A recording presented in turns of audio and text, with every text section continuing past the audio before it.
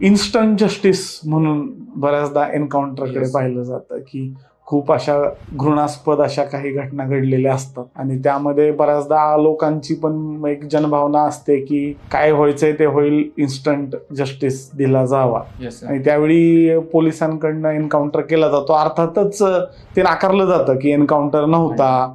जसं ठाण्यामध्ये जी एक घटना घडलेली होती बदलापूरची त्यामधला घटना. जो कोणी आरोपी होता त्याला Yes. सुद्धा अशा प्रकारे किंवा पोलीस अर्थातच ते नाकारतातच, कारण एन्काउंटर ही काही लिगल गोष्ट नाहीये. पण तुम्हाला वाटतं का की पोलिसांना काम करण्यासाठी Yes. ती एक महत्वाची गोष्ट आहे, वचक ठेवण्यासाठी गुन्हेगारांवरती ती एक महत्वाची गोष्ट आहे असं तुम्हाला वाटतं का? सर एन्काउंटर जर आत्मरक्षणार्थ एन्काउंटर करण्याची पोलिसांना परवानगी आहे, सशस्त्र दलांना सर्व परवानगी आहे. पण जेव्हा इन्स्टंट लोकभावनेला प्रतिसाद म्हणून जर अशा प्रकारे पूर्ण चौकशी न करता असं एन्काउंटर करणं हा एक प्रकारचा इनजस्टिस असतो आणि एखाद्या ठिकाणी घडलेला इनजस्टिस पूर्ण जस्टिसला थ्रेट असं आहे.